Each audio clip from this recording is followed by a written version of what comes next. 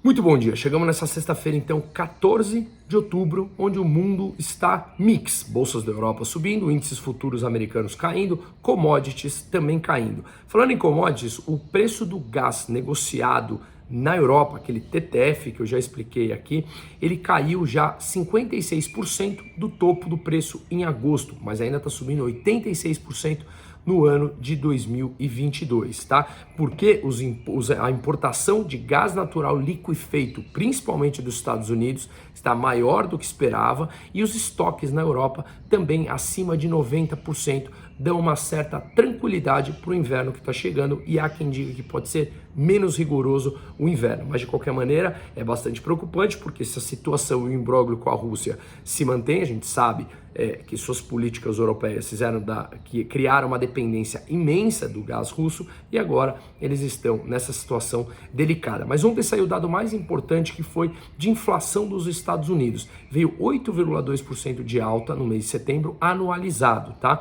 Foi o menor valor em 7 meses, mais acima do que o mercado esperava. Mas por que o mercado entendeu mal? Porque o núcleo da inflação, que é quando você pega esse dado de inflação e retira o preço de energia e alimentos dele e vê quanto subiu a inflação sem preços de energia, subiu 6,6%, uma nova máxima em 40 anos, mostrando que a inflação está disseminada pela economia e que os Estados Unidos terão que continuar a subir juros para tentar trazer o preço para baixo. Não deve ser fácil, não será fácil, como já tem mostrado, porque os Estados Unidos estão com 2 vagas de trabalho para cada trabalhador disponível. Isso pressiona os salários e pressiona o preço das empresas, que tem que vender porque está pagando mais salário. Então isso pressiona a inflação como um todo na economia. Situação bastante complicada, e os Estados Unidos subindo juros mexe no mundo todo, nas bolsas mundiais, na renda fixa mundial, e a gente sabe, como eu já venho falando aqui, que a minha opinião é que nos últimos 12 anos, políticas irresponsáveis dos bancos centrais, inclusive dos Estados Unidos,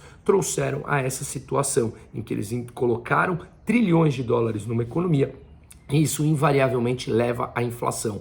Isso foi acelerado pela guerra e acelerado pelas políticas impostas durante a pandemia. Mas é um problema que começou lá atrás e que o mundo teria que encarar mais cedo ou mais tarde, de qualquer maneira, tá? Falando um pouquinho da Europa, a gente viu o índice de preços ao produtor na Alemanha subiu 19,9%, muito mais alto do que o mercado esperava, tanto olhando o mês, que subiu quase 2%, quanto na base anualizada de 19,9%. Só para comparar, na China saiu o mesmo dado, 11% de alta, contra 20% na Alemanha, 19,9%, tá?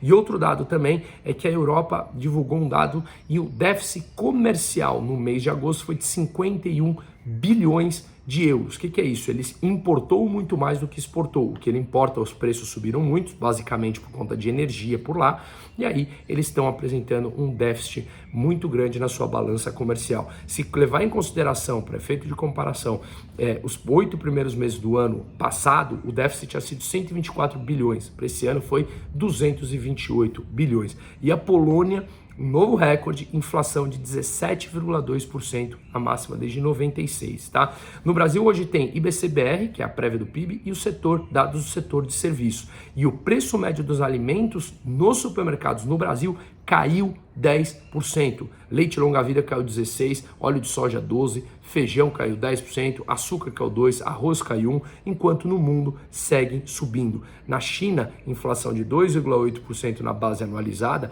foi a maior desde abril de 2020, puxado principalmente por comida. Enquanto no mundo todo segue subindo, aqui no Brasil, sem intervenção de interferência no preço, que a gente sabe que isso é um problema muito maior, os preços seguem caindo, com redução de impostos no geral e redução do Estado em números. Uma ótima sexta-feira para todo mundo.